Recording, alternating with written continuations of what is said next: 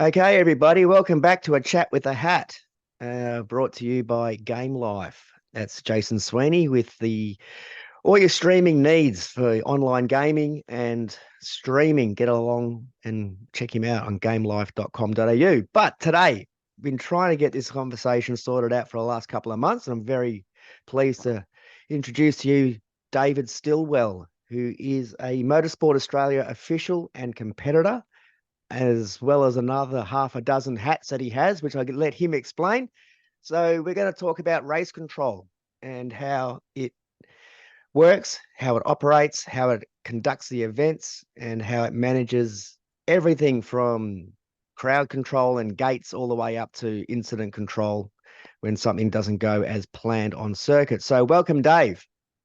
Well, thank you very much for having me. The two Daves, this could be dangerous. It is Dave squared. It's the David Palooza. So we are going to kick off. So introduce yourself, Dave. So basically, how and when did you start following car racing? Well, for those who are familiar with my family's heritage, some might say that it's genetic. So my grandfather was a multi-time Australian Gold Star winner back in the 1960s. So my family's been involved in the automotive space for over 70 years now. Recently, just before COVID, celebrated 70 years as a Australian family business in the automotive retail sector. So my grandfather started racing hill climb specials just after World War II in the late 40s, when he started setting up a business servicing MGs. Started doing hill climb and time trials, things like that. That progressed into doing more circuit-based stuff. So he got to race at one of the first Australian Grands Prix at Albert Park, back when the circuit ran the other way around. Raced at Longford and all those tracks that people with rose-tinted glasses like to talk about when we do a spot of bench racing with some of the people that are like their vintage motorsport variety.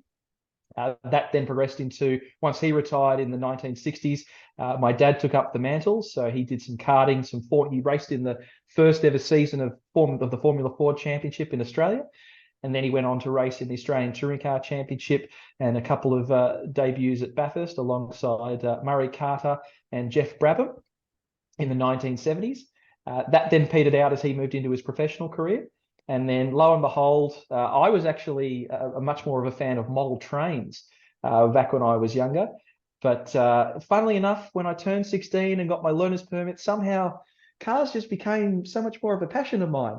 And that then kind of blossomed from there. So once I finished high school and was looking at a commerce arts degree at Melbourne University, I kind of got distracted by this E30 racing category we had in Victoria. I'd had a BMW E30 318S as a car to learn to drive in and as a car on my P plates. And then I accidentally, or not so accidentally, bought an E30 racing car as an 18-year-old with a little bit of advice from some of the people in the BMW group. And I'm still involved with that category to this day. I started off as a competitor through the BMW Car Club of Victoria. And that's kind of also where my officialing journey started as well a few years later. So I started off running in what's now known as the Garagistic BMW Drivers' Cup, 330 racing cars. It's a subset, shall we say, of 3J improved production racing. So a state-based category here in Victoria that makes appearances interstate from year to year. Very much a club or grassroots racing level. Very tight-knit group of people that race the 1980s BMW 3 Series. The rules have remained fairly stable in its over 20, I believe it's in its 23rd season now.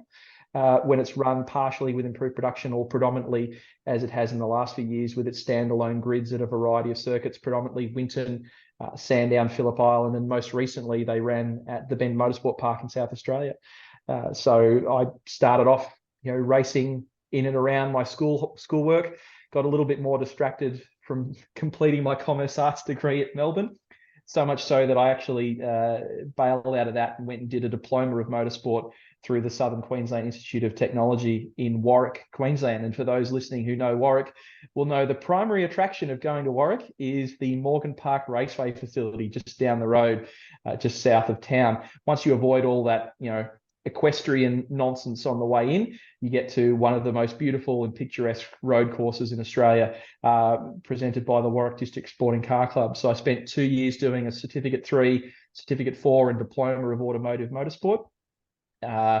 I brought my E30 racing car with me, and all of the lessons and the technology and the design, all of the skills that they were building and reinforcing through that diploma program, I was able to actually apply them practically to the vehicle that I'd brought with me. And then, of course, come the end of 2008, freshly qualified as a motorsport professional. And if people cast their minds back 15 years ago, there was a little thing called the global financial crisis just kicking into gear there, at which point all of the disposable income, or a vast amount of the disposable income in Australian motorsport and worldwide motorsport, shrunk up and disappeared fairly quickly. So I spent some time working with a company, a high performance parts distributor and a brake manufacturer and distributor in Southeast Queensland. And then I spent a little bit of time overseas and got to, experience some motorsport in other markets around the world when I was footloose and fancy free. Came back to Australia in late 2009, spent some time in sort of category management and assisting the Mini Challenge in Australia with the parts supply business that the Stillwell Motor Group, my family group, was involved with. After that, I did an internship of sorts with another automotive group in Adelaide that our family had a relationship with. And then middle of 2011, I came back and started with the Stillwell Motor Group. I was there for 8 years working in one of the best performing Volvo dealerships in the country, internationally recognised, or certainly recognised locally the last several years as one of the major performing metro dealerships. Got to get a trip to Sweden in 2018 by virtue of our after sales team, myself, one of our service advisors and our workshop controller, taking out the Volvo International Service Training Award for 2018 for the Australia-New Zealand region. And then in 2019, got to step away from the family business to go try some other things, some driver training, some prototype vehicle evaluation. And then a little thing called COVID turned up. Yeah, ruined everyone's party. Ruined everyone's party. So during 2020, while I'd been fun employed, shall we say, I actually got the opportunity to step into the supercars bubble through one of my associations with Team Medical Australia and help run the supercars medical team during that period of time where we were in Townsville in South Australia and in New South Wales. So that was a really rewarding experience, very, very, sort of career defining, or if nothing else, very rewarding for an individual to go into that, at a moment's notice, go spend 2 weeks in quarantine and then work with a whole bunch of people that had never done, a lot of people had never done motorsport medical volunteering before, with a whole new set of government guidelines, a whole new set of operational guidelines, and then to successfully bring that 2020 championship to conclusion at the Bathurst 1000 late in October of that year. Come home and then try to find a real job. And so now for just over the last 2 years, I've been working with Mercedes-Benz Tourak in their parts department, one of the top performing Mercedes-Benz dealerships on the East Coast. So different brand, but great people. And certainly they appreciate my passion for motorsport, and they graciously permit me to use my annual leave rather than taking a week here and 2 weeks there.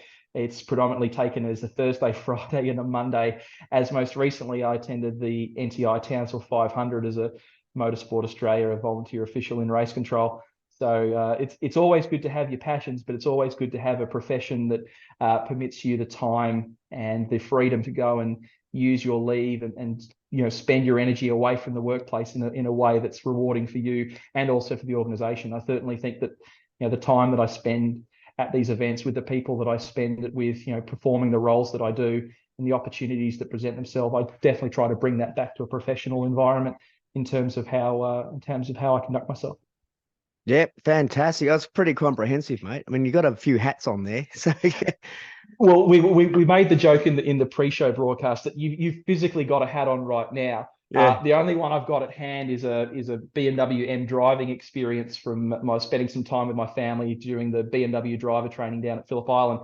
Because I'm house sitting at the moment, I don't physically have access to the array of hats across my dresser that we could swap the hats in and out to give a physical manifestation of what we're talking about at the time. I think I've burned through about 6 or 7 hats by now after that first couple of minutes. So it's interesting to see where the chat takes us. Yeah, 100%. Well, we're going to be focusing on the actual race control portion of your journey and your current life. When you are up in the tower, in the top of the glass box there. What's your race day role?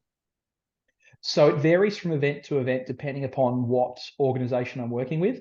So race control is oftentimes not a set physical location. So I mentioned our time during COVID. For those of our listeners who've been to the Mount Panorama circuit before, race control is this imposing tower that pokes up from tower 3 above the pit building. During the COVID period, that race control building was too small to actually contain everyone and meet the government guidelines. So it actually relocated down to one of the corporate suites in pit lane where everyone could spread out and have the requisite amount of space so that we were far less likely to give each other coronavirus. So race control is in and of itself is often not a fixed physical location, but it's a group of people that scales up and down in terms of size and scope, depending upon what event that it is. So if we think about race control, say for a club sprint, a speed event at Phillip Island, race control could effectively be 2 or 3 people in the race control building, one person in doing timing, and one person in the secretary's office. We scale up to something like the NTI Townsville 500 that we just had at Supercars.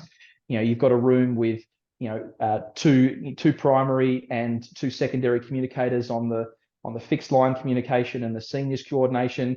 You've got a recovery communicator, a fire and supply communicator, a medical communicator such as myself, chief medical officer, emergency coordinator, deputy clerk of course, race director, driving standards observer, deputy race director, some technical people from Motorsport Australia and Supercars.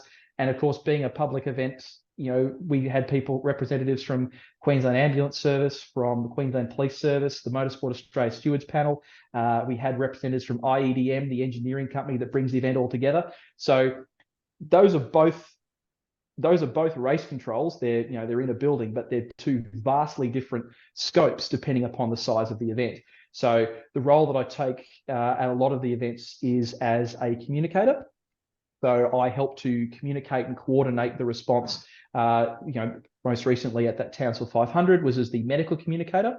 So communicating to both the Team Medical Australia response vehicles and crews, again, a volunteer, motorsport medical association, and then coordinating the response with the Queensland Ambulance Service for any on-track ambulance provision. And then through that, you get information fed through to you and you have to, forward it out sideways.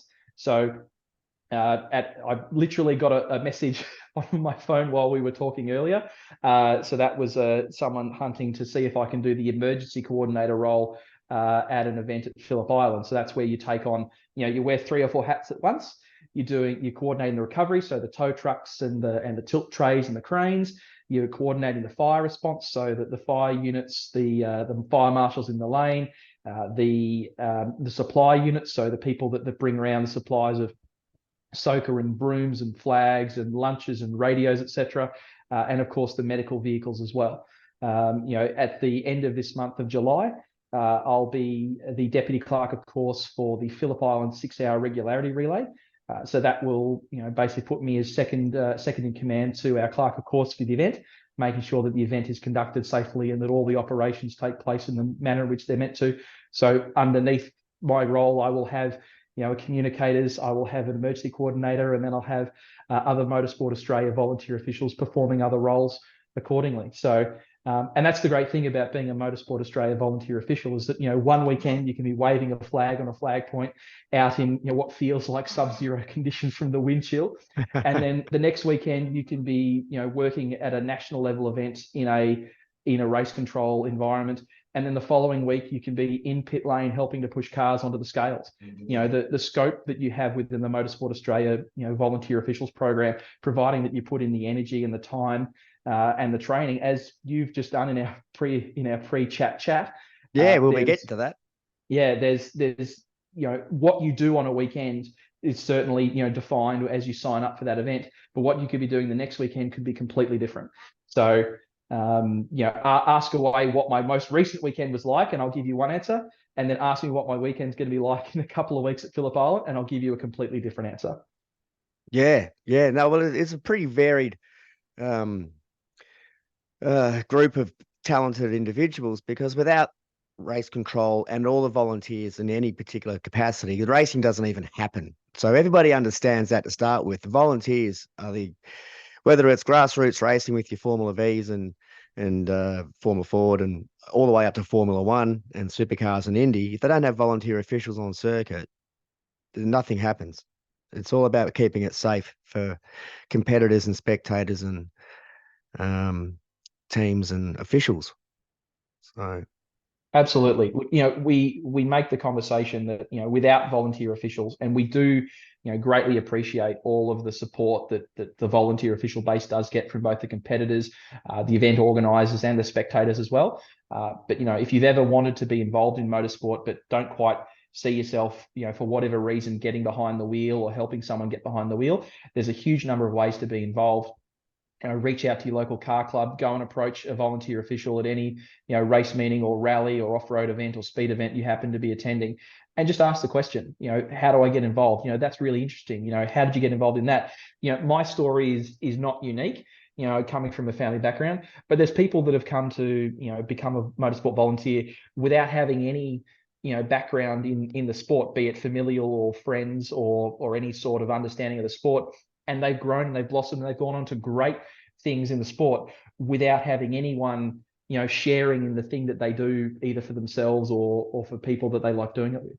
So yeah, and we'll get into that later on. We'll show everybody where and how they can get involved. And I just jumped onto Motorsport Australia's website this afternoon, just before we got on, and which we'll go into a bit later, and looked at all the courses and the volunteer program to be an official at a circuit. So I'm thinking I might be doing that in the not too distant future, hopefully. Change my race day experience from what I normally do, which is run around and be a pest and just barrack and have fun. you'll have to wear a different hat, though. I will have to wear a different hat. You will have to wear a different hat. I don't think this one is the uniform. Both literally and metaphorically, you will have to wear a different hat. Yeah. Oh, that might be a deal breaker. We'll just have to work it out. We'll negotiate that one. So when you guys are actually running the race, when we've actually got race day happened and we've got cars on circuit taking off, when we have an incident on track, this is where people really need to help get their understanding on exactly what happens, the process that you guys kick off when we have an incident. And by an incident, I'm basically saying we've got a car's had a crash, or they've run along, or they've broken down and they're off the side of the circuit. So there's a risk, there's a hazard there, whether there's an accident or it's mechanical. The process, I'm sure, is fairly similar. So what happens? What happens straight away when your flaggies call you up on the radio and go, car 12, it's hit the wall, turn 6? Correct. So it's interesting. You mentioned a couple of key terms there. So communicators, flags, risk. So race control is all about risk analysis, risk assessment, and risk and hazard, management. So our primary means of communication are all of it. So we're putting ourselves in a circuit race mindset. So I don't have a huge amount of experience from a rally and an off-road environment. So my background is primarily in circuit racing. So if we deal with a circuit race event and a circuit race control, there's a certain flow of information and decision making that takes place. And the process is effectively the same, regardless of whether we're at one of those, club sprint meetings with less than half a dozen people in the race control building, right up to when we run a supercars or a Formula One event at Albert Park. So the process is much the same. The primary point of contact is through, so if we use the NTI Townsville 500 as an example, there's a fixed line communication. So all of the flag points you see around the circuit where the flags pop out through the wall, all of those flag points have a fixed line communication, so a hard line intercom back to a communicator in race control. So they're often called the flag loop or the observer loop. So they're observing what's going on. Cars that run wide, cars that make contact with other cars that spin and resume, cars that appear to have loose bodywork, items hanging off them. In this instance, we've got a car that's run wide, made contact with some part of the circuit boundary, and come to a stop. So the first call would be someone on flag loop going, race control, flag, depending upon the circuit, they often identify themselves as different points, but generally it'd be something like race control, flag 6. And then the communicator would respond and go, race control, flag 6, go ahead. And then race control, flag 6, we have car 12, ran wide to driver's left, has made contact with the wall, car is stationary. Now, following that, they may provide more information, which is, driver is getting out, vehicle is in a safe or unsafe position. We have a secondary communication loop, which is often called the sector or the seniors or the race control channel, which is where we get information from our sector marshals. Now, depending upon the level of event, if we're down at our club sprint level, you're unlikely to have sector marshals. You'll be relying very much on your flag marshals to give you the information back through the flag loop or a radio communication of what's going on.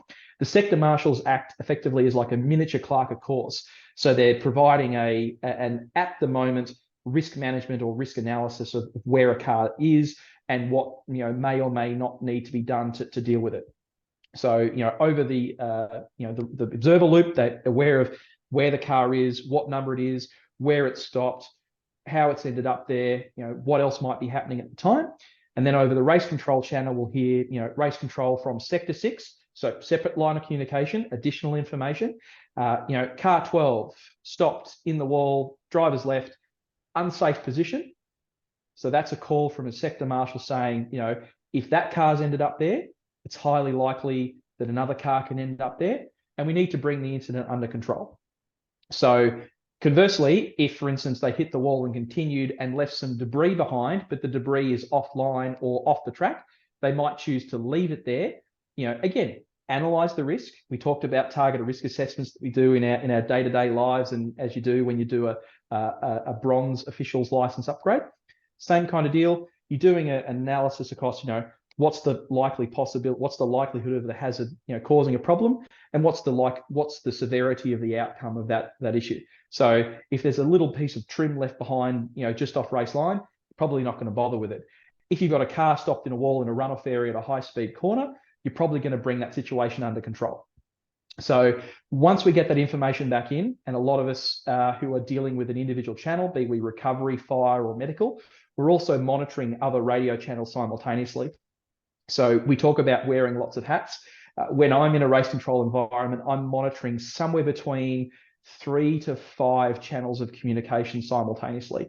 So I've got 2 radios in my ears. I've got another one on a base station that I can slip over my head when I want another piece of information. I can also switch over to other channels to find out what's going on. And in addition to that, at the Townsville event, we've of course got access to the amazing pictures that come through from the Supercars media organisation. So we can see on a wall something like 20 to 25 different camera angles, around the circuit. So you might not be able to see it at home because the broadcaster is choosing to put a certain vision package out at that time, but we have access to most, if not all, of the camera angles that are going on. So all at the same time, just on a grid. Yeah, on a grid. So 25 odd screens in front of you. Just a straight live feed, all cameras. Correct. So now that's obviously at the top end of town, so Supercars, and it's an amazing job that the Supercars media organisation does interfacing with race control to provide that information so that we can make decisions, in order to keep the event going as best as possible. But if you scale it right back to our club sprint example, you're relying upon the flag marshals to paint the picture visually with their words over the communication. So it's a role that requires a really good ability to communicate concisely, accurately, so that the decisions can be made in a race control environment in a timely and effective and accurate manner. So we've heard about this car that's in a wall and it stopped. We've heard the report come through from the sector marshal that it's in an unsafe location. That then triggers off a whole series of analyses that go on in race control. So that then gets elevated to the clerk of course. The clerk of course, or whoever is in that clerk of course position at the time, be they the deputy or the assistant, depending upon who's in the chair, often as we say at the time, they're responsible, it's their race meeting. They are responsible for ensuring that it's run safely and any hazards are dealt with as urgently as they need dealing with. So in this instance, the clerk of course goes, we've got to deal with this under control. In a Supercars or most of the Motorsport Australia nationally nationally administered categories that have got a category management agreement, that have got an appointed race director. The race director and the clerk, of course, will usually liaise about how they're going to manage this. If, for instance, it's on, say, the last lap of the race, or very close to the end, they might go double yellow flags for 1 or 2 flag points before that zone, and communicate it over a race management channel and say there's an incident at turn 6, yellow flags from turn 5. Again, they have all these options available to them. Mm-hmm. If there's sufficient time available that you can deal with the incident and still get the race going on, you might go to, assuming we're in a race, obviously if you're in qualifying or practice, it's relatively straightforward to just go straight to red flag, at which point all racing ceases and all cars return to the pit lane. In a race, so there's cars that are racing for position on track, there's cars that may or may not have taken their pit stop. That's where it triggers off a whole host of other responses. So the race director and the clerk of course make a decision on their course of action, and that's where they might call, they'll check with the emergency coordinator, where have you got to come to for a recovery for that vehicle. So there might be they've had a call come through from the sector marshal going, vehicle needs a lift tow. So they're going to get hand signals come back from the nearest flag point, raising their hands in the air, indicating the vehicle needs to be lifted, probably because it's got front suspension damage. If we use, say, turn 6 at Townsville as an example, car goes off at high speed, makes contact with the wall on the left, unlikely to roll back to the pits of its own accord, or if it just gets a hookup from the recovery raptor. So we need a lift tow. Where's the lift tow got to come from?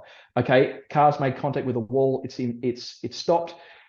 We need to check the driver's okay. Okay, medical. Where's the medical got to come from? So in this case, lift tow and the medical car have both got to come from turn 5. So they make the decision, make sure you get your vehicles ready to go. So that goes from the clerk of course to the emergency coordinator. And obviously that goes out to each of our communicators. We put our units on standby. So in my role as a medical communicator, I'll put my nearest Victor, medical intervention vehicle, V for Victor, on standby. And I'm also going to start thinking in the back of my mind, okay, based on how long the race is, am I going to rotate another medical vehicle around to take out that position?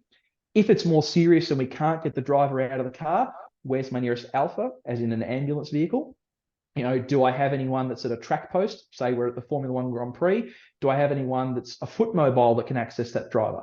So these are all the considerations that I've got going on in my head. And there's a myriad of other individuals in the room that are making all sorts of other calculations based on their area of responsibility. So the recovery communicator and coordinator are looking, okay, I've got to take a tilt tray from turn 5 to go and pick this car up. It's going to come, we're going to park that car at turn 11.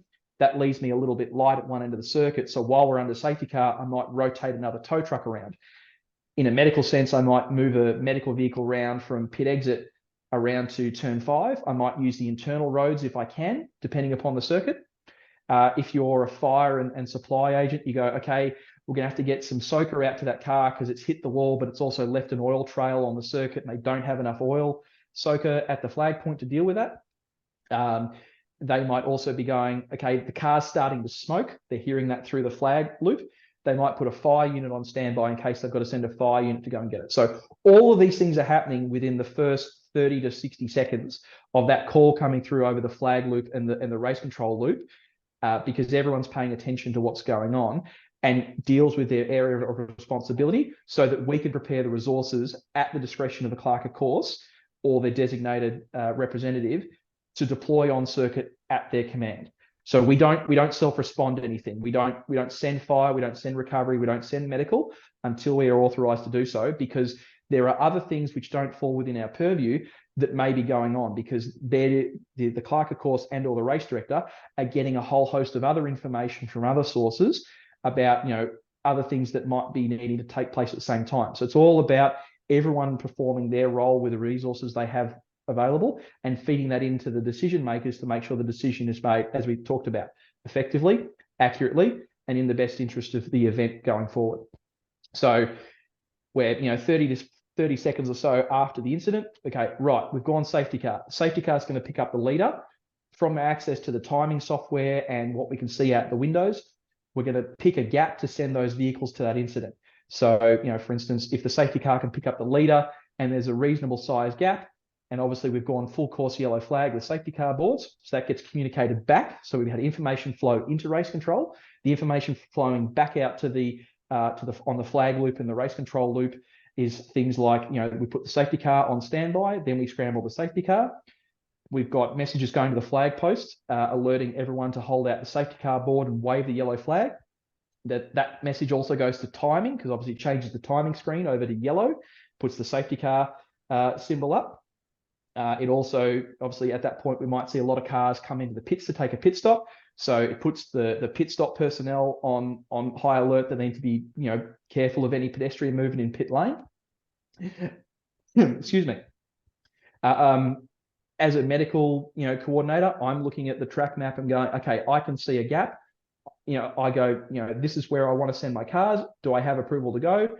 Yes, that's then delegated to me to go, okay, this is the point I can send the vehicle after that car.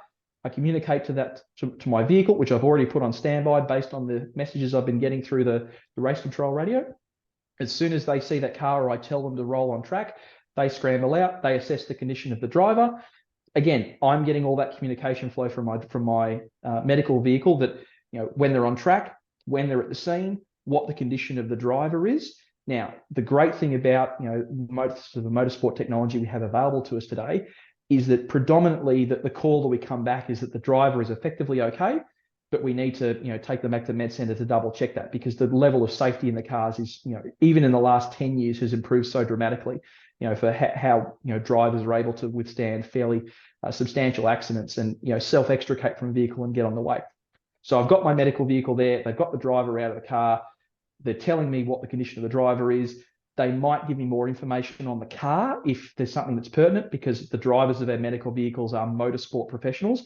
So they might say, there's some smoke or some steam coming from the front end. I'll communicate that back to the room. They might put a fire vehicle on standby, because initially there might not have been anything that warrants a fire vehicle response. My medical vehicle then let me know, we're clearing the scene inbound to the medical center. I will communicate that to the medical center that there's this vehicle inbound. This is the driver. This is their condition, and they're approaching. And then, we go to our own encrypted radio channel where we have any discussions about the patient condition, which doesn't need to go out on any of the public radio channels. And then I then communicate back to the room that my medical car is moving. I let them know if I need to rotate any vehicles around on the safety car so that we can reset and be ready to go as soon as possible.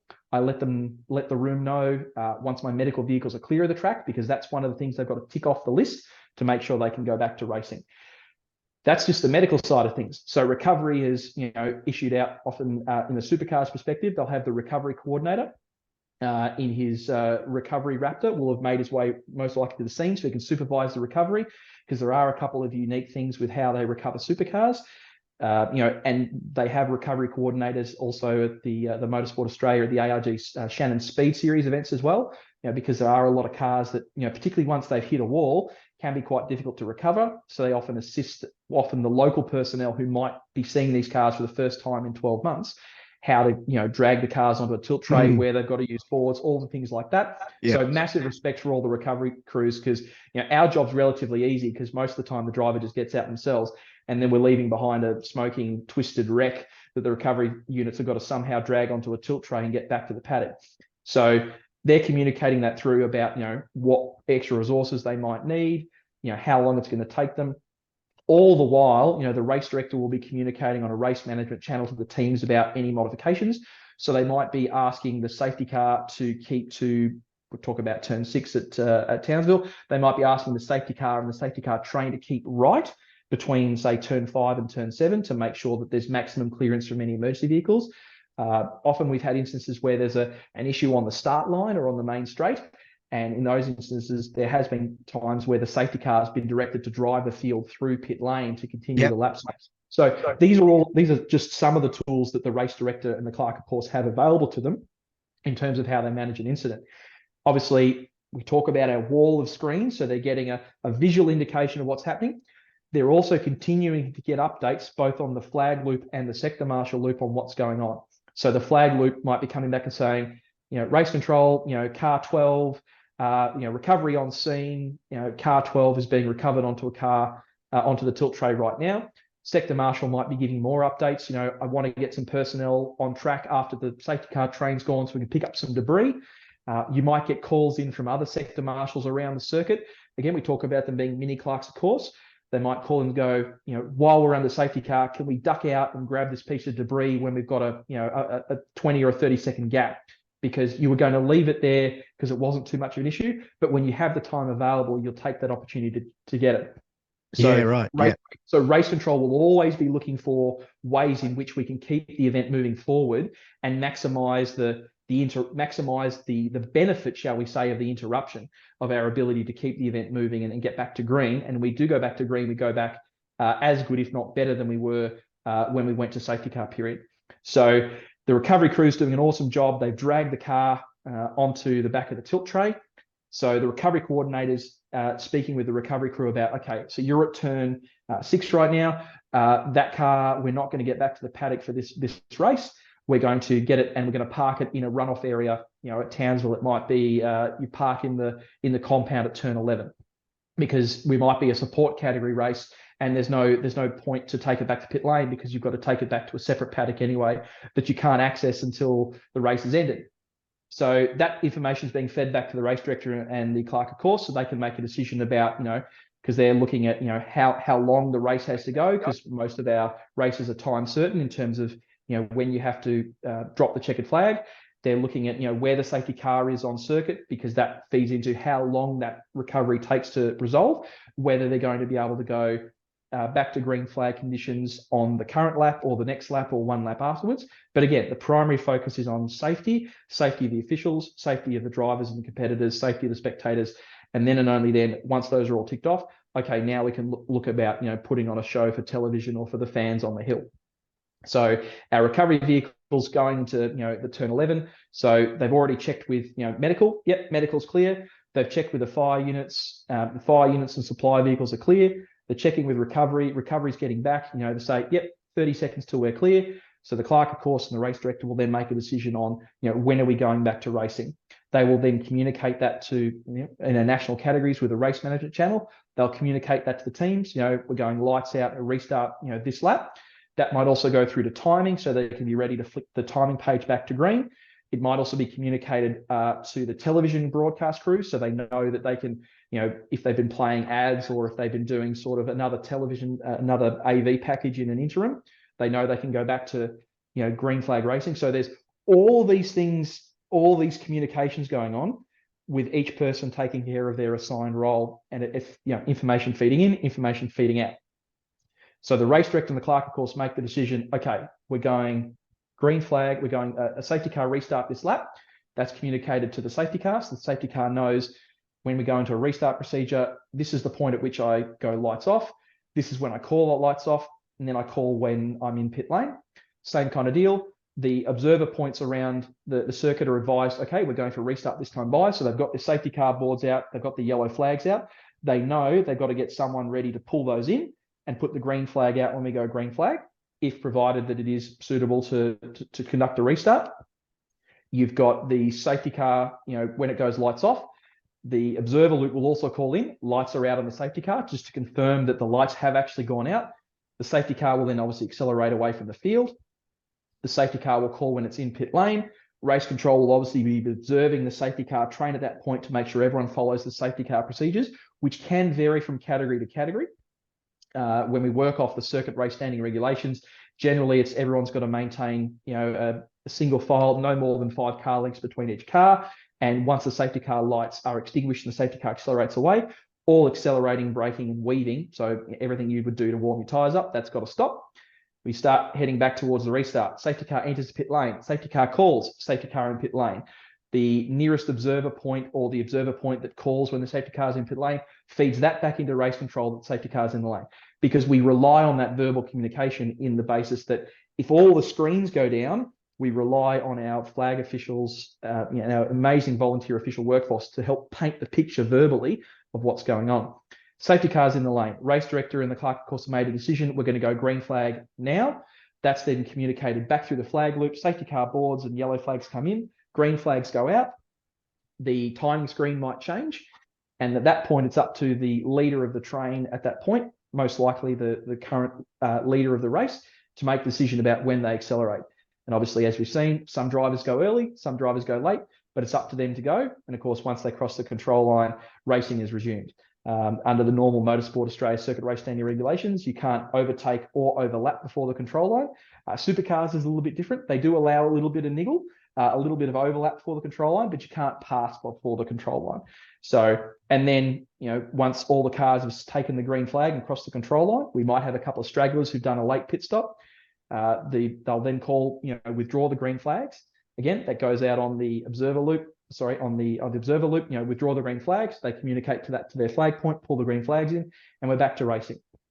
Now, all of that's taken place, as I've just talked about, with 6 or 7 different channels coordinating all of those efforts, with multiple people in race control having multiple decision-making requirements going on simultaneously, and it's all happening seamlessly because we've all come there, particularly at the higher level events, where it's seamless for us to do so because it's something that we've got a lot of experience doing, and we're well versed and drilled on the procedure and understanding how that particular event has certain requirements on how to deliver the racing product in a safe and an ethical manner to ensure that everything we do meets the rules, but also we try to give the competitors the most amount of time on track for the effort they put in, but also we look after the safety of our officials and our volunteers to make sure that they're considered primarily in terms of anything we do on track. That is a very comprehensive explanation of all of the decision-making that goes on in race control. It's not just a couple of guys kicking back with their feet up, watching the cars, barracking and going, oh, yeah, we might as well just chuck these, safety car boards and flags out there. We've got a car on the side. Just chuck them all out, let them all go for it. And then by the time we get them all back, we'll just let them go whenever we want. One thing unfortunately, there are a lot more considerations, unfortunately, than the opinions of the armchair experts at home.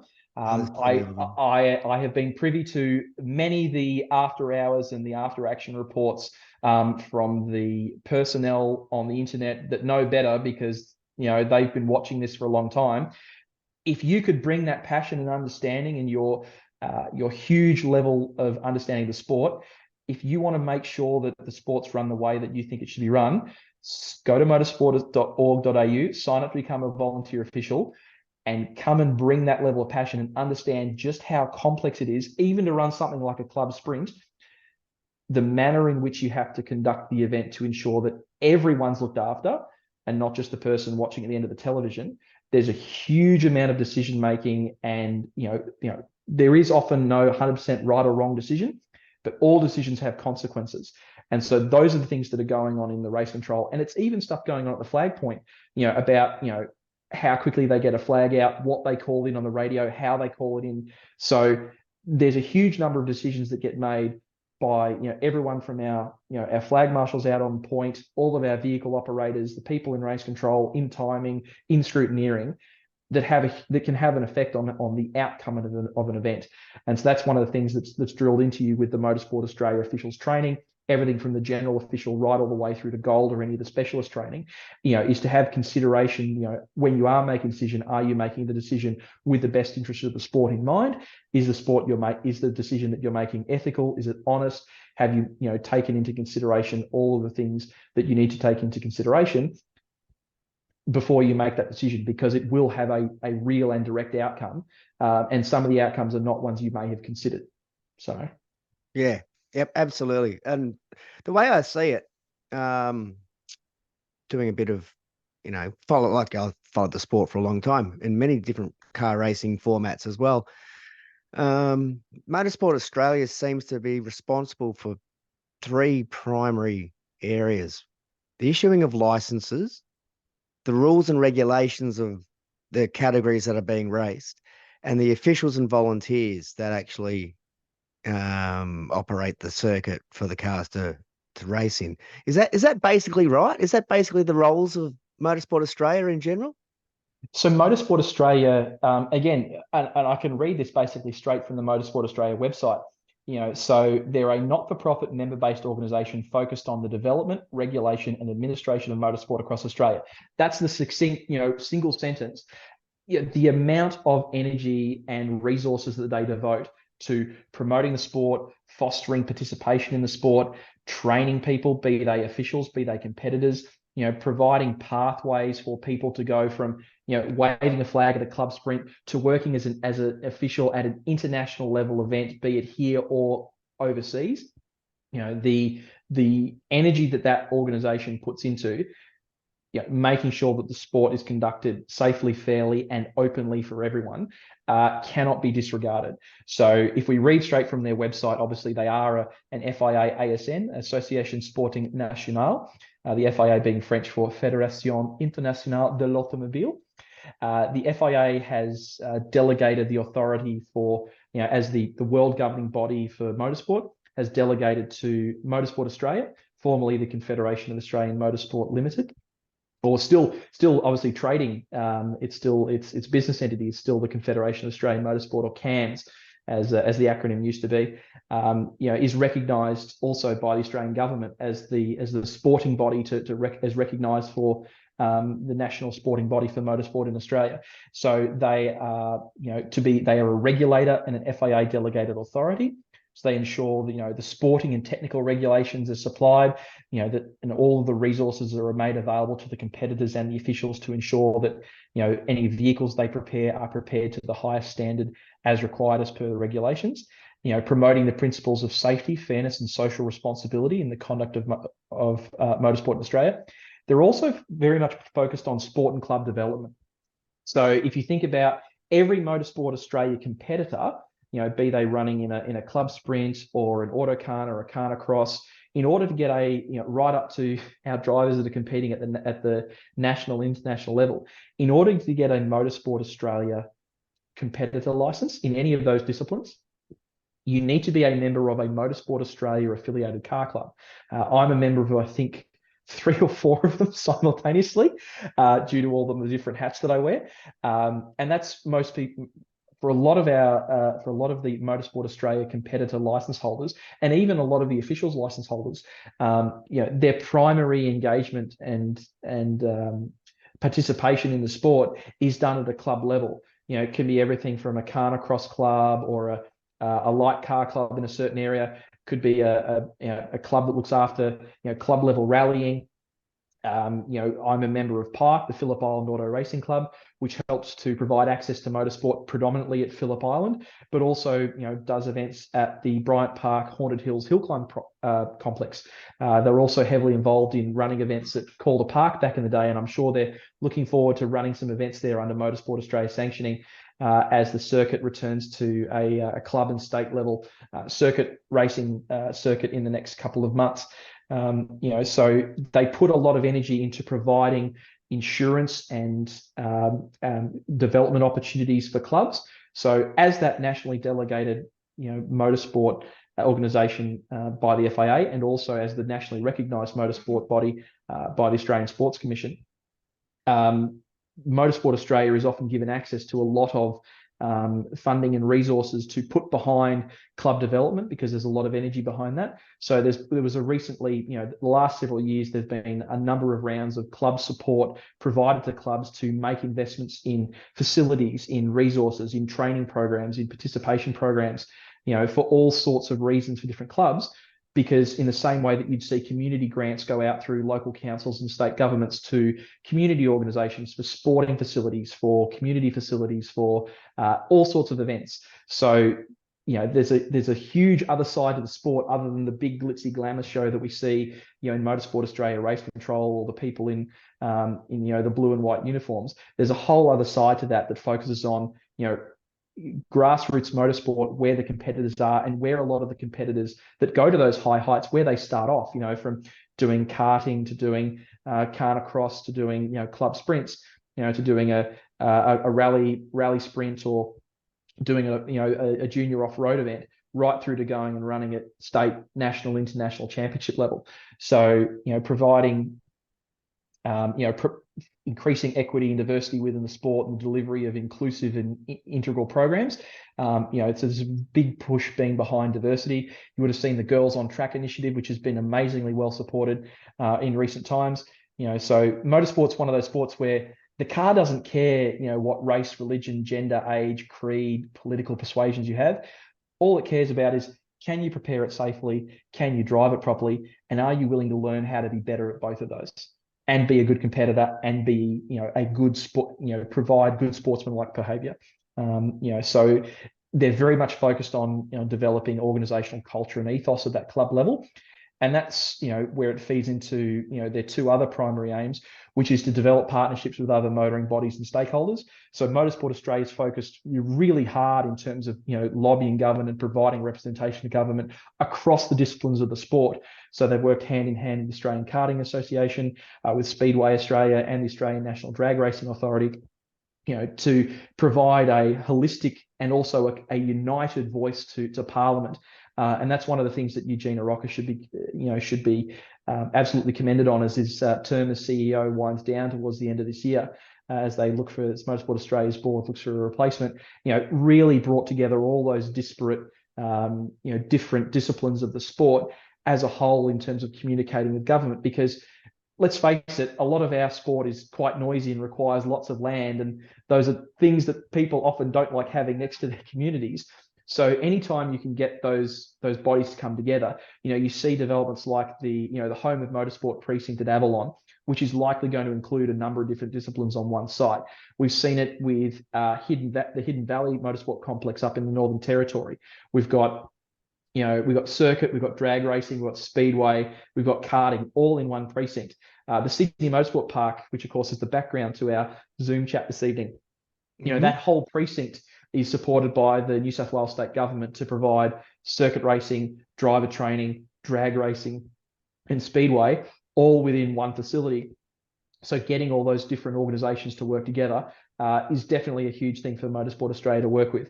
The other thing that they do that's often not seen is that Motorsport Australia is a regional training provider for the FIA. So Australians are recognised not only as competitors as some of the fiercest and most talented competitors we'll see around the world.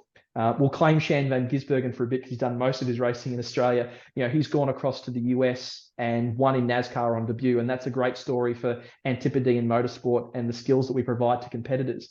But by the same token, there's a huge respect for the training and development and the skills and experience of our volunteer officials, so much so that when the FIA has gone to, or an FIA ASN has gone to run events in different parts of the world where there is not a huge level of experience or skill at delivering that level or intensity of motorsport, Motorsport Australia provides a regional training team to those areas. So Singapore Formula One Grand Prix, the Korean Formula One Grand Prix. We talked about COVID earlier on, interrupting things. One of the things I was very much looking forward to was being part of the training team to go and deliver the inaugural Vietnamese Grand Prix in Hanoi. Unfortunately, COVID kiboshed that, and I found that quite annoying. So I look forward to getting that uniform on at some point, and hopefully delivering another uniquely Australian flavour of Formula One event. We've seen a number of Australians help deliver events overseas. Even the race director most recently at Motorsport in Motorsport Australia race control at the NTI Townsville 500, James Taylor, he's internationally renowned as a race director and a circuit and an event overview professional. So much so that I think he flew in just a few days before the Townsville event. He'd helped to run a round of the Thailand Super Series, the Bang Siem Street Race in Thailand. He's been a race director for a number of international categories. David Morey, who was he's the deputy race director for supercars and the race director for Super 2, Super 3. He's been an international clerk, of course, at a number of events overseas. The international training team does a huge amount of work, which often goes not so much unnoticed, but it kind of flies below the radar, because it's one of these things where we're recognised for this intellectual property that the Motorsport Australia official system has built up, and it's used to provide the genesis of trying to boost the motorsport culture in all those different parts of the world, and help those aspiring motorsport cultures try to emulate some of the success that we've had in Australia. So they look to us as kind of a beacon of this is what's possible if you've got the support from the grassroots level of sport all the way up to the professional level. So that's definitely one of the things that Motorsport Australia looks after. their final aspired aim, of course, is to be a peak body for motoring enthusiasts. So they proactively engage and encourage motor enthusiast bodies and individuals within Motorsport Australia using appropriate affiliation packages, programs, and initiatives. So that's where, if you're a Motorsport Australia member, either a competitor or an official, they also partner. I'm lucky enough to have a number of vehicles that in the past that have been insured with Motorsport Australia's insurance partner, and have accessed some of the benefits that they provide to motoring enthusiasts. There's a number of different programs that are on assistance with that. So hugely invested in finding ways to benefit the members of the Motorsport Australia affiliated car clubs and the Motorsport Australia officials. Is certainly one of the things that Motorsport Australia is dedicated to. So I've been part of the system for over 20 years. This year is my 20th year as a member of a Motorsport Australia affiliated car club and a license holder, both as a competitor and an official. So it's been an incredibly rewarding 20 years. But the lengths that organisation has gone to survive the COVID pandemic, to provide value to the members and to get the sport in all of its disciplines back on track, pardon the pun, is incredible. And hats off to Eugene and the entire team at Motorsport Australia House, which is just a few kilometres down the road in Canterbury. Yeah, right. This is what we need. This is what we need to do. We need to actually explain to everybody that they're not just sitting there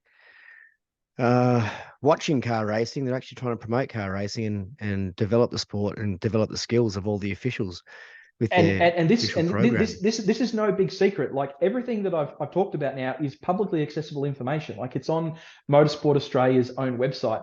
If you go to, if you attend any Motorsport Australia affiliated car club, club event, you'll see the fruits of the labour of the car clubs, showcased at those events. How easy they are to enter, the licensing structure, the safe, the way that they're conducted safely and fairly, right through to if you go and watch a supercars race or a Shannon Speed Series event, you'll see often the same people that were, waving someone off onto a skid pan to do a motorcana, or, holding keeping some flags ready at a rally sprint, getting covered in mud at an off-road course.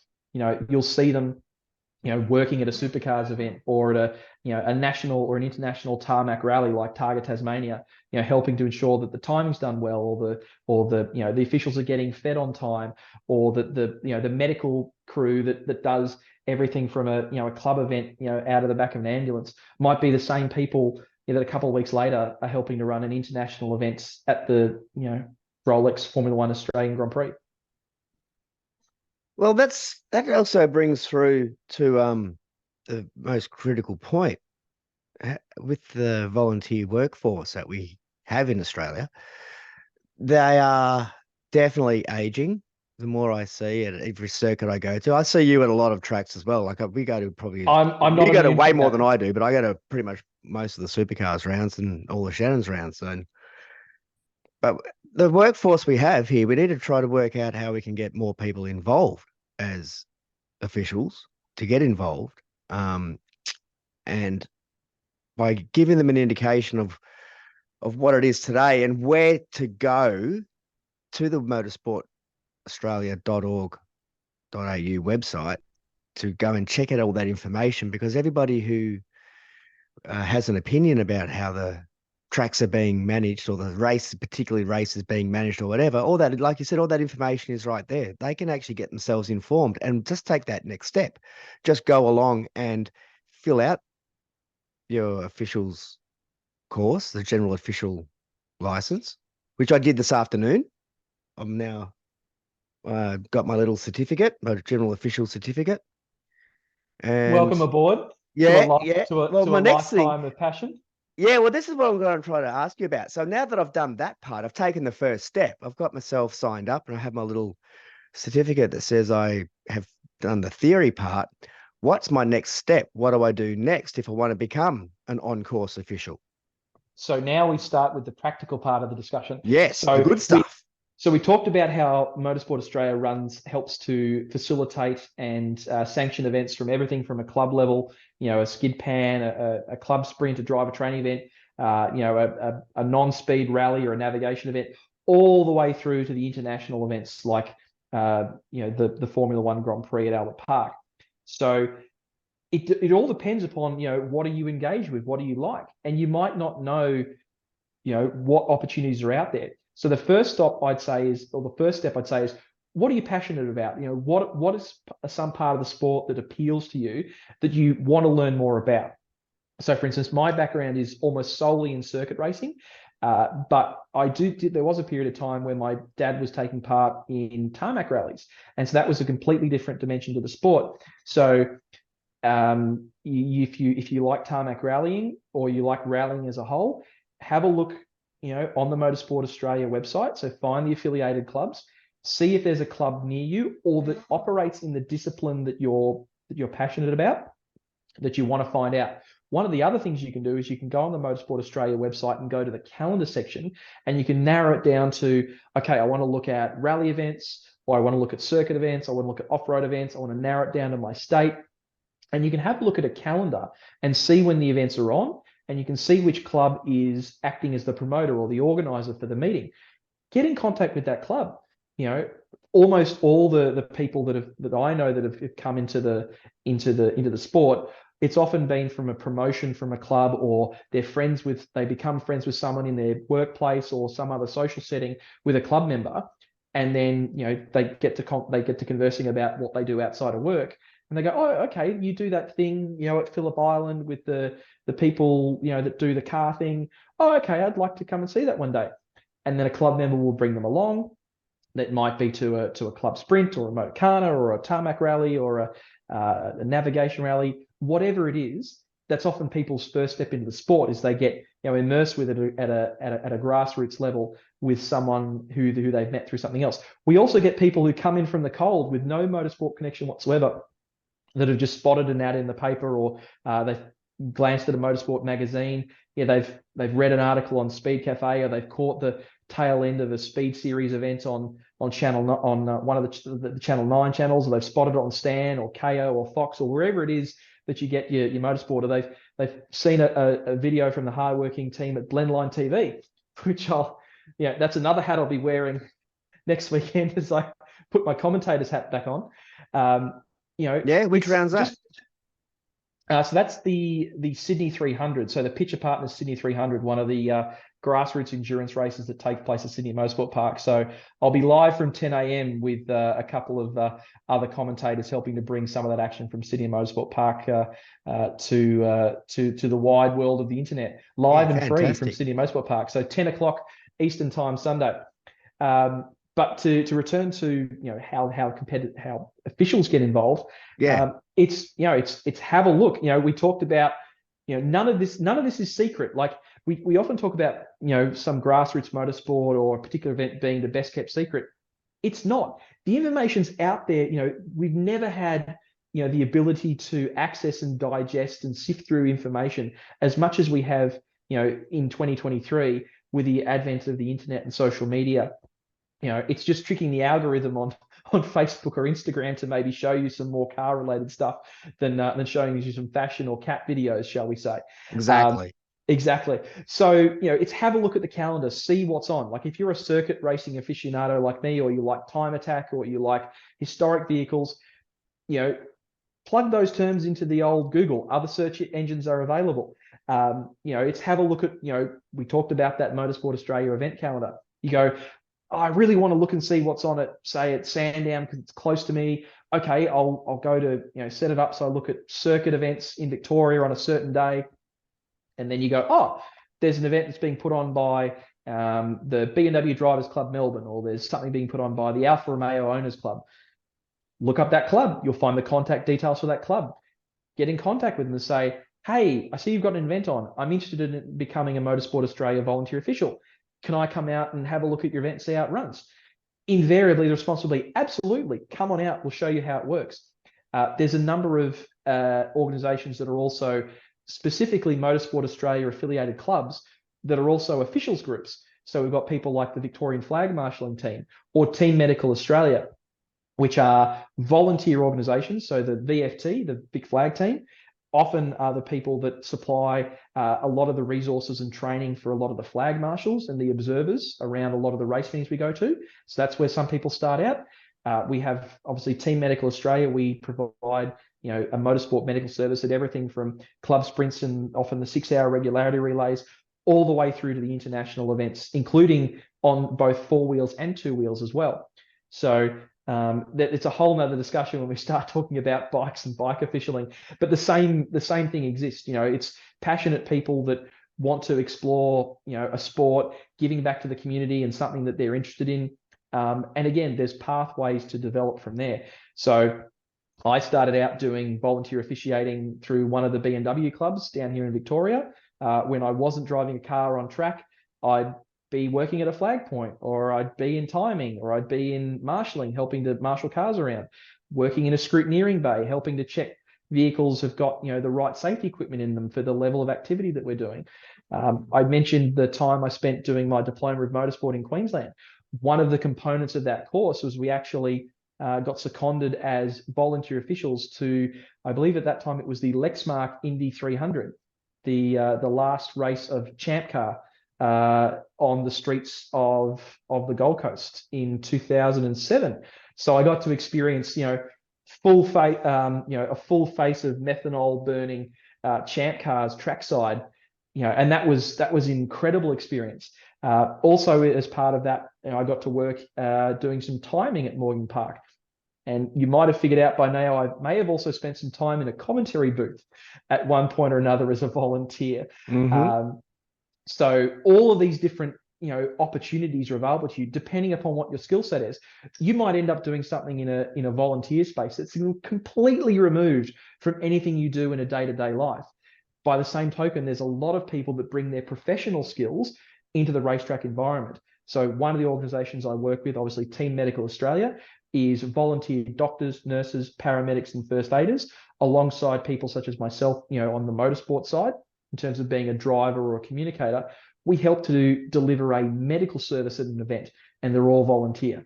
We talk about the fire and rescue team. So the Victorian Fire and Rescue Squad, a lot of those members are SES or formerly CFA or MFB, now obviously Fire Rescue Victoria. So they fight fires for a living, and in their spare time, they give up to go to motorsport events and potentially fight fires or help people out of crashed vehicles. We've got the recovery professionals. They spend week in, week out driving tow trucks or delivering vehicles to and from locations across towns, across cities, across states, across countries. And yet they find time in their schedule to volunteer and do the thing they like doing with people they like doing it with, operating a crane, operating a buggy, distributing soaker on the ground, helping to drive the tow truck. Because there's so many specialized roles as you increase the size and the scope of the event, where you have to increase the scope of people that you draw from in order to fulfill those roles. But by the same token, you can have people that have incredibly different, they work in an office building, in a call center, and yet at a racetrack, they're nowhere near a radio. They want nothing to do with a radio. They want to spend all their time, waving the flag, or they want to make sure they're preparing lunches and delivering lunches out to all the volunteer officials. There's a whole host of things you can do, whether it's something that you do day to day in your working life, or whether it's something that is completely different and distanced from that. There are opportunities that present yourself, and all you have to do is do your own research, as people like to say. Yeah. In the last couple of years. All the information's out there on the internet, and you can reach out to me on all the social channels, at Stilly Racer. You can reach out to Motorsport Australia on their website. Indeed, you can reach out to any of the Motorsport Australia affiliated car clubs and find out, hey, I like this thing and I want to do more of it.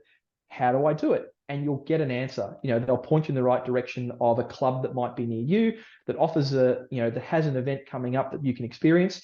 And the great thing is, you can go there, you can try it. If it's not something that you like, there's so many other things that you could do and still maintain that passion and participation in the sport. Conversely, it could be the best thing you've ever tried and you want to do more of it. And the great news is there's always more events that are looking for more volunteer officials.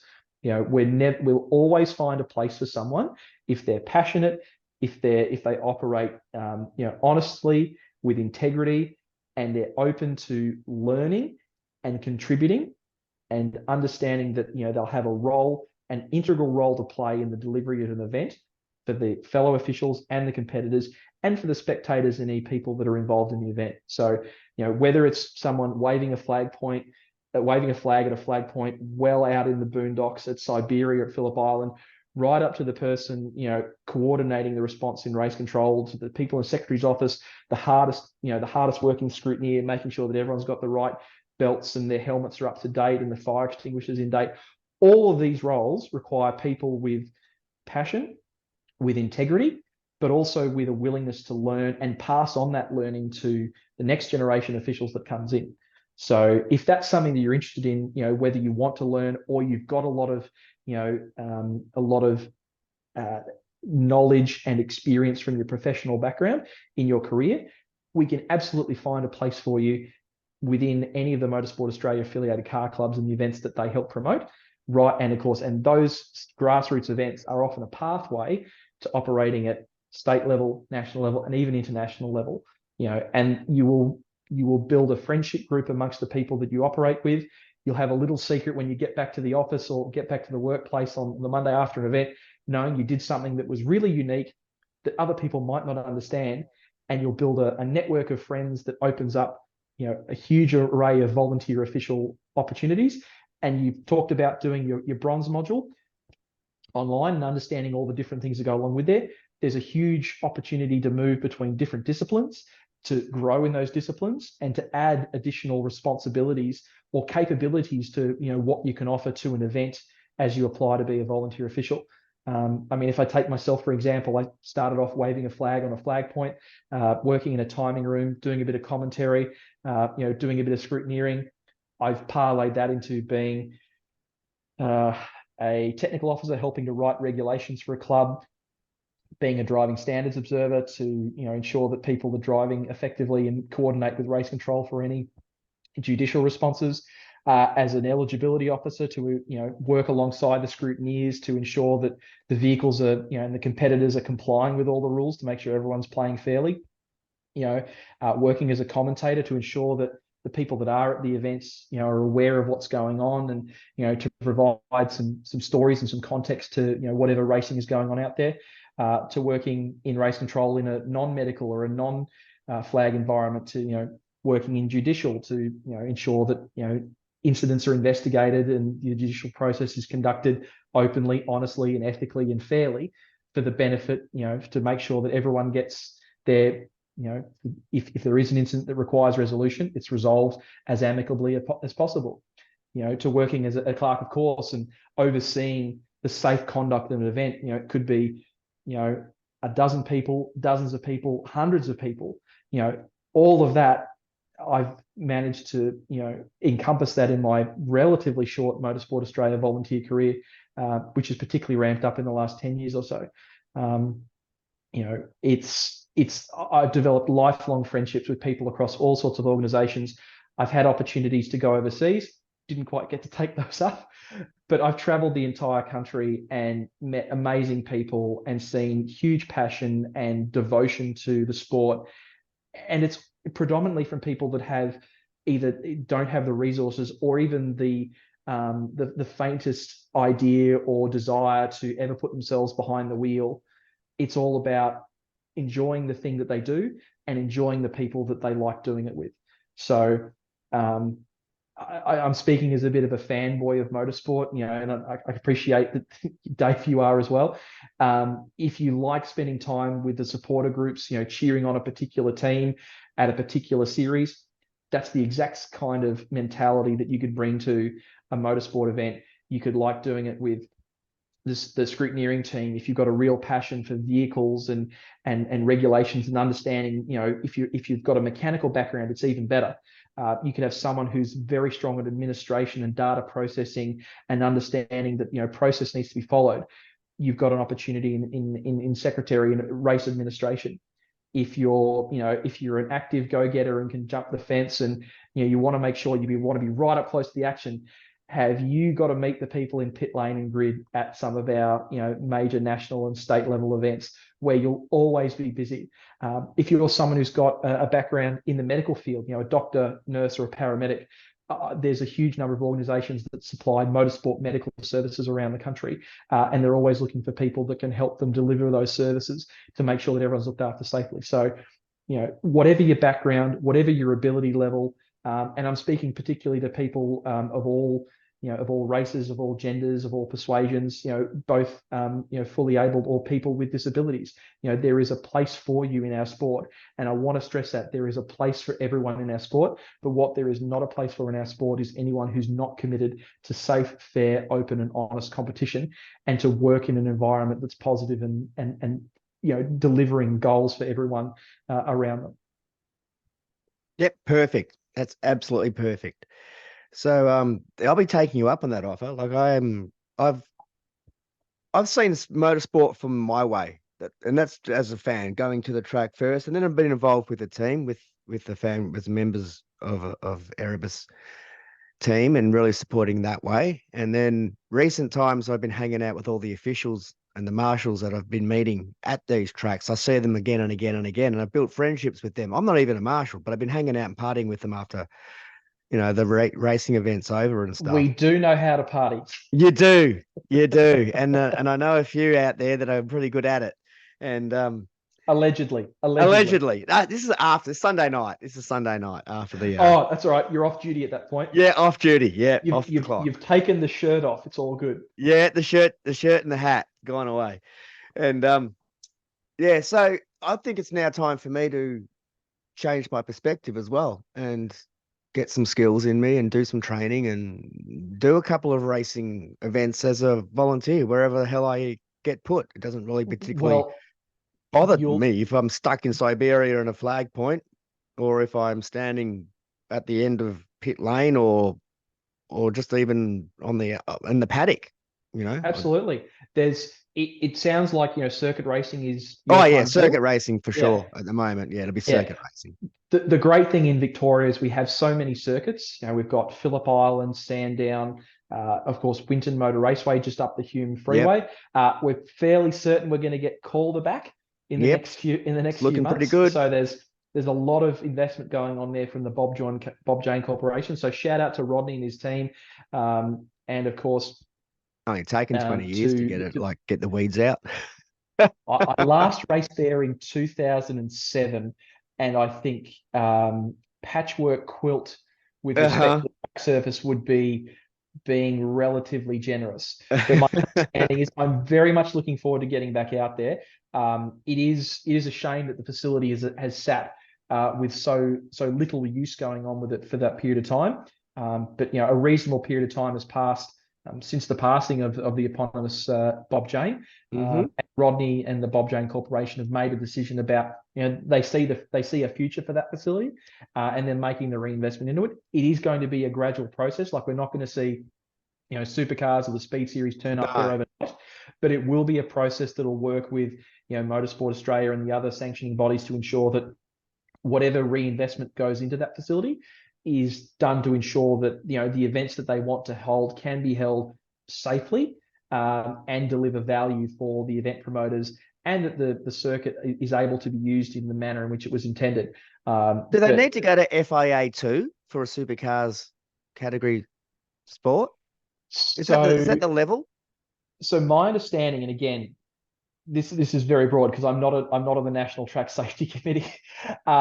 You've got Motorsport Australia track license grades, and you've got FIA track license grades. My understanding is that in order for supercars, which in the past has been a restricted international championship, but at the moment I believe it is an internationally recognised national championship. Don't quote me on that. They require all the circuits to hold an FIA Grade 3 homologation. There are circuits in Australia that have an FIA Grade 2 circuit homologation, which I believe is the Bend and also Sydney Motorsport Park, which is why you've seen events there such as the Asian Le Mans Series and also A1GP in the past at Sydney Motorsport Park. The FIM, the Fédération Internationale de Motocyclisme, the motorcycling world body, or the two-wheel version of the FIA, also has their own circuit grades as well that they apply to certain circuits. So I don't know the exact circuit grading. You'd want a really good chat with David Stewart, who's one of the hardest working people I know at Motorsport Australia, who heads up the NTSC. He's been heavily involved in getting the review done of all the safety attenuation measures and all the circuit runoff at Calder Park. So there has been some modifications that have had to take place in order to get, I believe it'll be a Motorsport Australia grade 2 or grade 3 circuit. Don't quote me.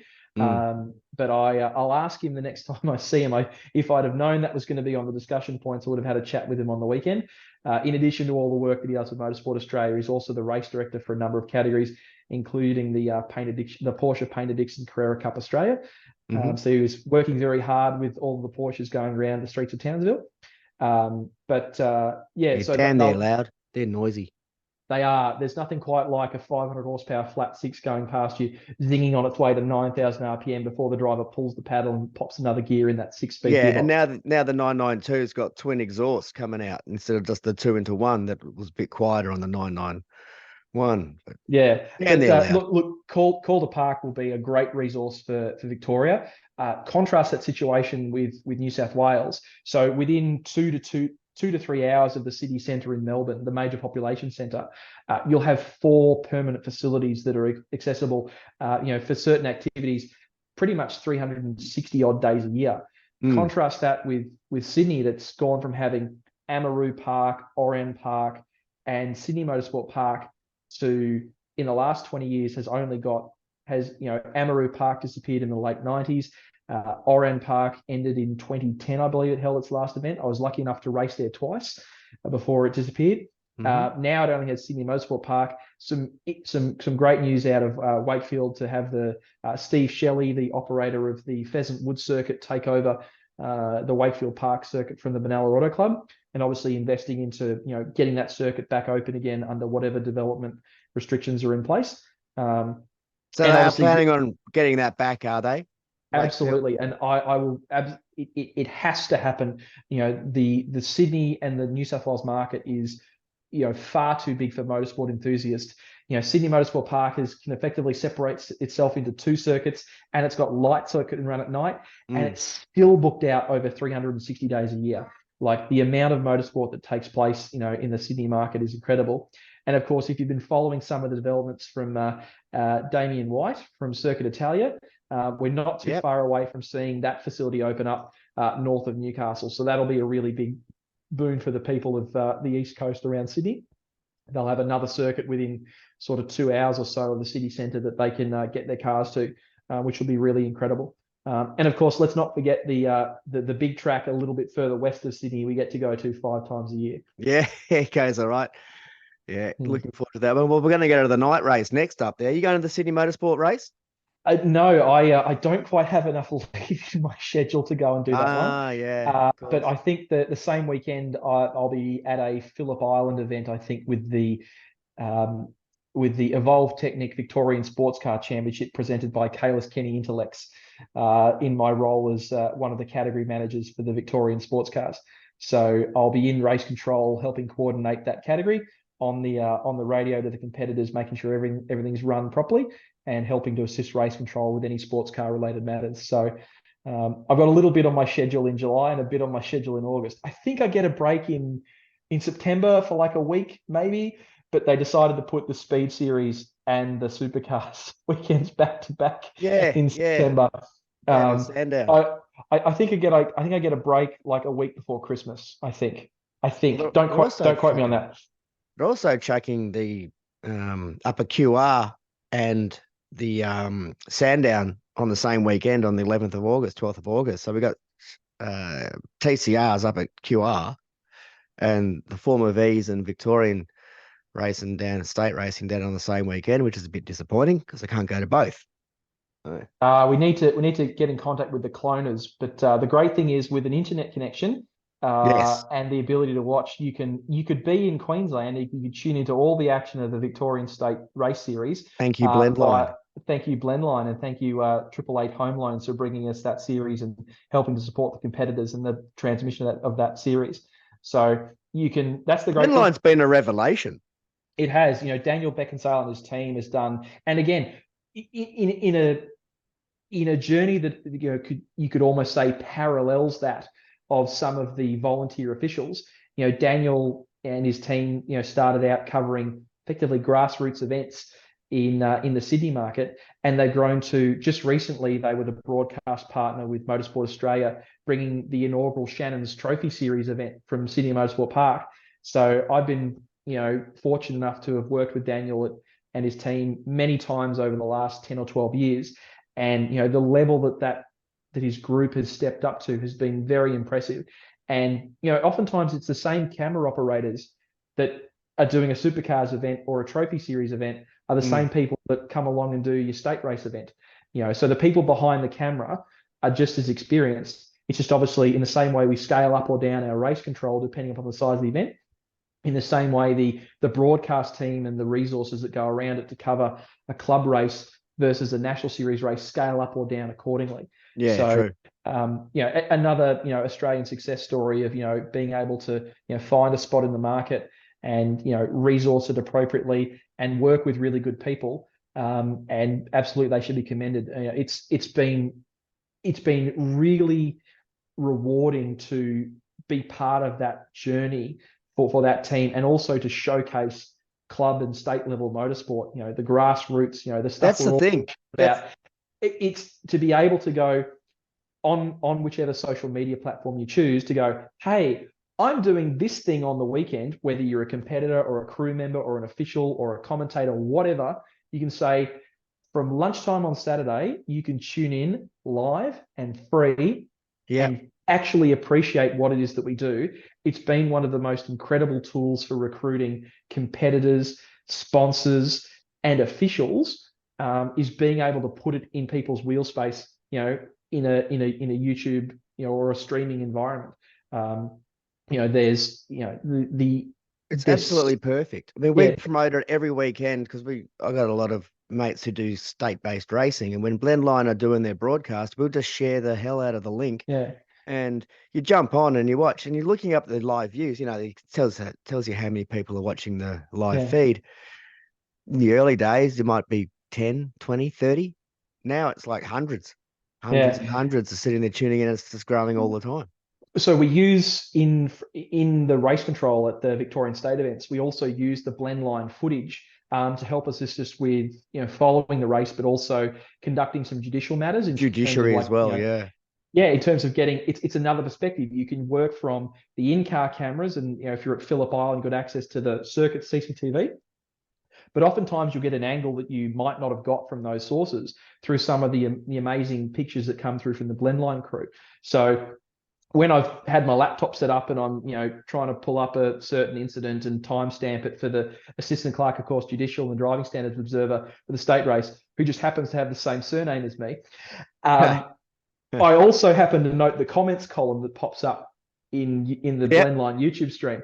And you've got people that are tuning in, it's midnight in the US, and people are watching and going, mate, this is awesome. You've got, they watch an improved production race and they've got, you've got a Pontiac GTO. It's like, no, it's a Holden Monaro.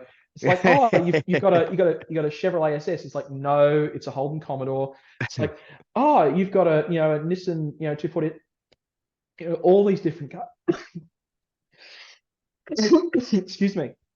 All these different cars that we might never have seen access to, in the same way that anyone that's watched a stream of the 24 hours of Nürburgring, I think they're required contractually to every half an hour to an hour to give us an update of where the Opel Manta Foxtail car is up to in the race. So there's something in the same way that there's something for everyone in the motorsport broadcasting sense. There's something for everyone in the motorsport official sense in terms of where people can get involved. So if you've spotted something on Blendline or in Brett Ramsey's In Pit Lane in one of the stories that he's done, and I've been privileged to work with that organisation over the years as well. If there's something that you've seen on KO or on Fox Sports or on Channel 7 or Channel 9 or Channel 10 or Drive to Survive, even if you've spotted some Motorsport Australia officials in the background of some of the Australian Grand Prix footage, there is a place for you in our sport, volunteering and be giving of your time. and you'll be rewarded in ways that are far more beneficial than money in your pocket. So.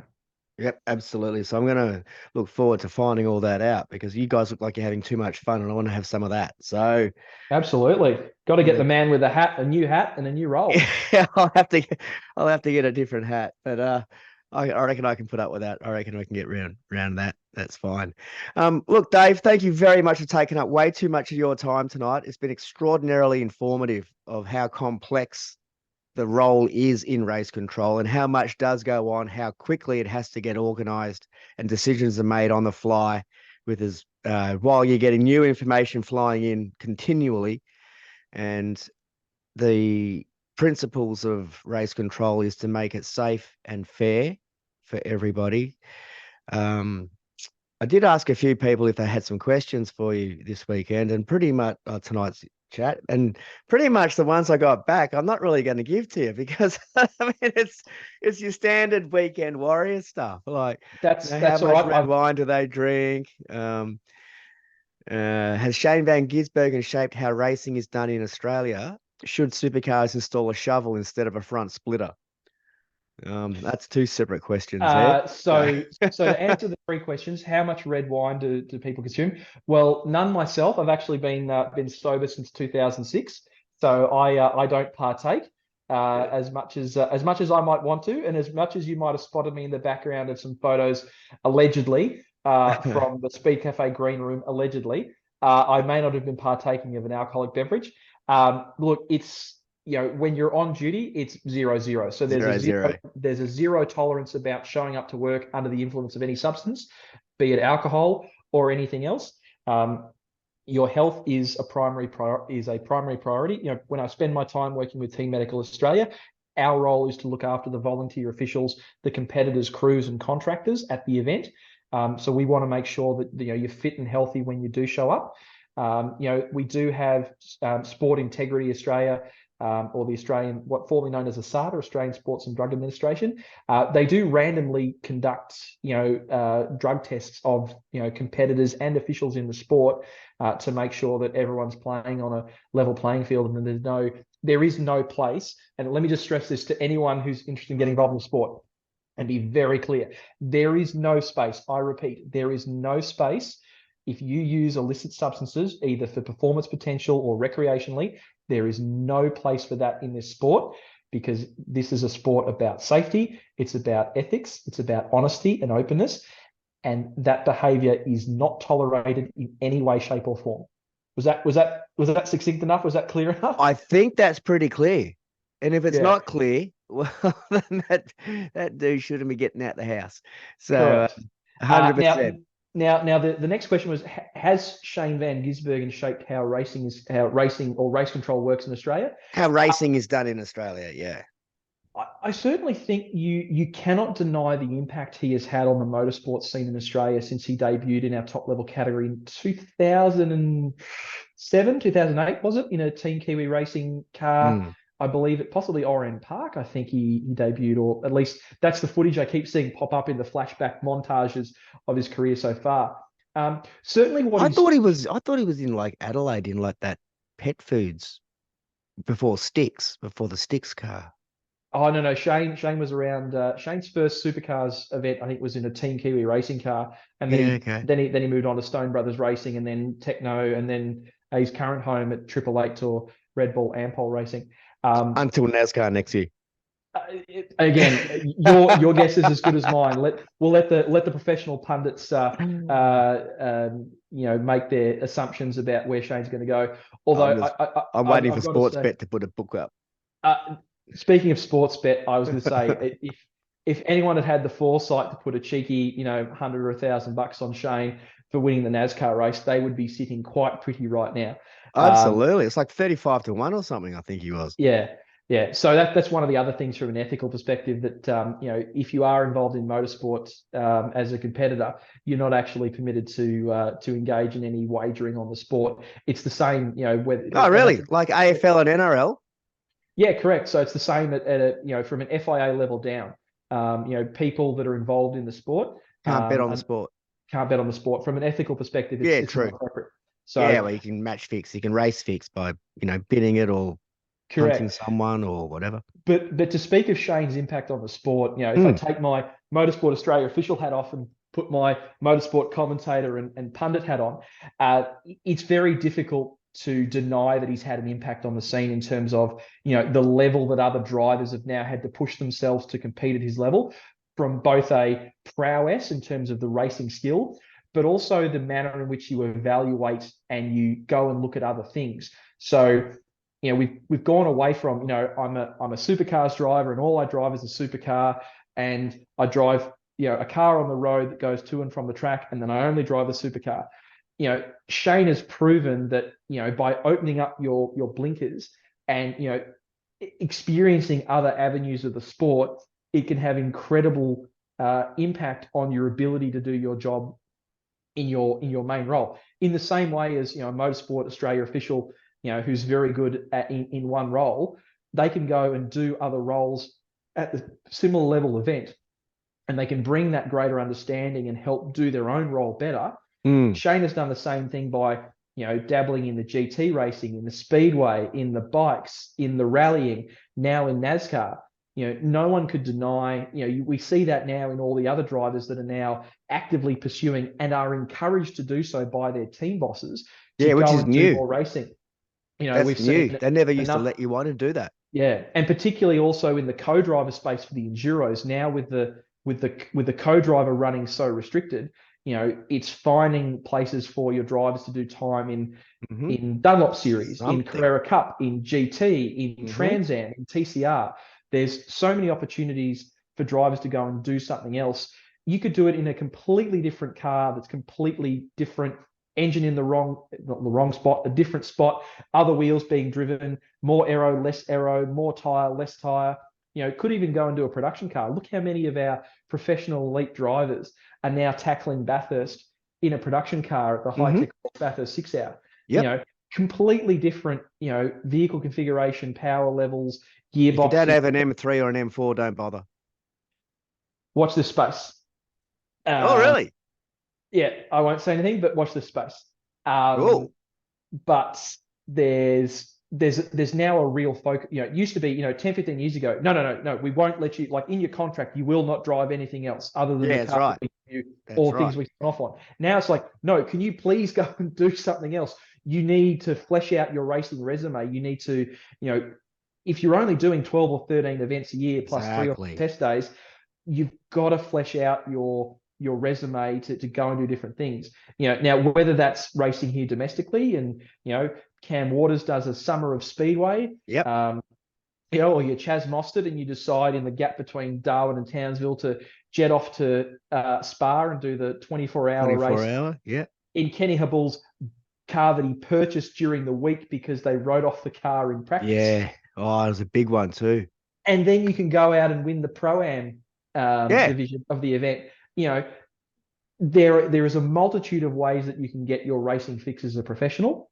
It's all about, lining it up with the calendar so that you can go and do the things you want to do that will help you learn more about, and skills you can bring back to your primary profession. And I'd always encourage, whether you're a driver that's like, no, I'm a rally guy. All I do is I do dirt rally in this car, and that's all I ever do. Go and experience a different event in a different discipline. It'll open up, your mind to different possibilities of, how you prepare your car, all the different safety equipment that you may not be aware of is used in different disciplines. From an official's perspective, it's the same thing. Like if you're, no, all I do is I do this role at this type of event, at this circuit, that's all I do. That's fine.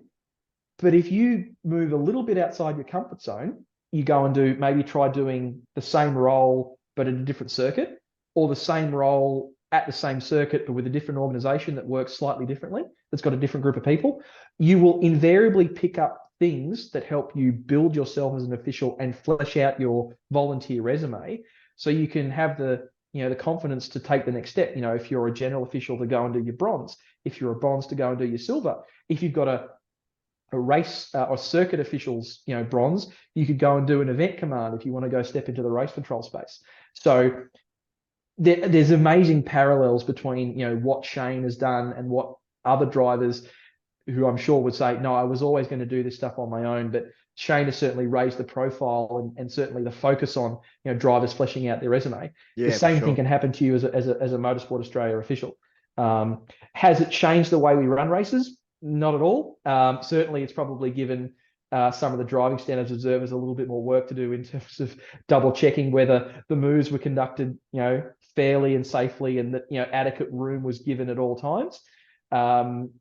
So if you think about it, the level of tools that we now have access to in race control in terms of action video replay and all the camera angles, the telemetry that comes through for supercars is incredible to watch. The front bench team work through that in terms of doing investigations of things that have been raised as a potential issue by a team. So certainly it's increased the level of scrutiny. I don't think that's just Shane. I think just the level of supercars in particular. If we go back to where we were 10, 15 years ago, there were 5, 6, maybe 7 cars that were really in the hunt, and there was another 20 to 25 cars that on a good day they'd be in a top 10, but not really. Now the field is so close, the cars are so close together. It really boils down to just how many risks the driver is willing to take, particularly to the street circuit, and how well the driver and the engineer package works together to extract every last morsel of performance from the race car. So certainly, I can even speak, from a medical perspective, I've noticed I have to send crews to far fewer incidents from when I started working in race control 7 or 8 years ago to now. The amount of time I actually spend sending crews out has dropped off dramatically. So the level of professionalism, and it's not just supercars, it's the Bathurst 12 hour as well. It's even in the bike events. Like when I started doing bike race control 7 years ago, I'd go through 2 or 3 log sheets a day. Now I'm lucky if I get through one completely. So the level of professionalism in that top level of our sport, and there's also more top levels of our sport now. The rise of the ARG Shannon Speed Series, with TCR, with Trans Am, with S5000, that's brought another dimension to the professional level of our sport. And again, the way they conduct themselves on track is exceptional.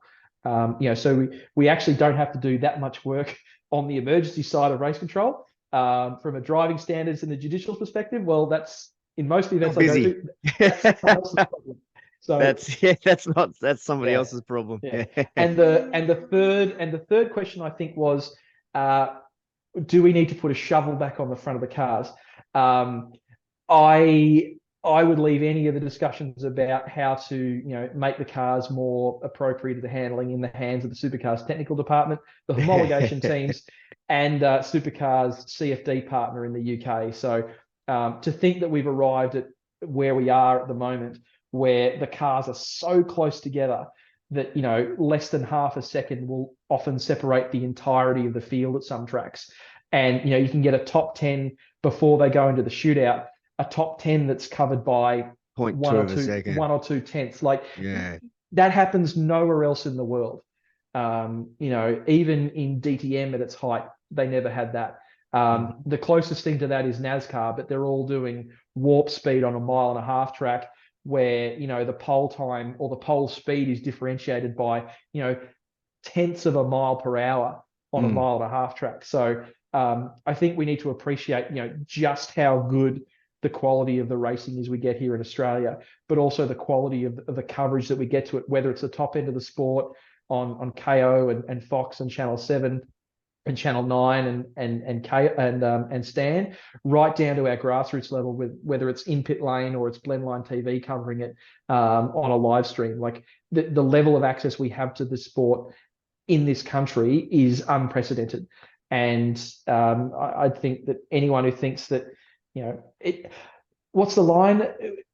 When I see a lot of people like talking down what we do in Australia, I don't get angry. I just get disappointed, because until you show people what it's like in other markets and how the motorsport markets are so separated, and they're not, they're stepping on each other's toes, and it's very difficult to get access to coverage.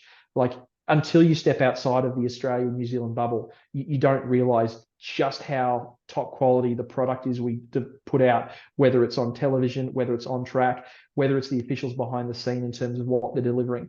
What we do is world class and we are recognized for it.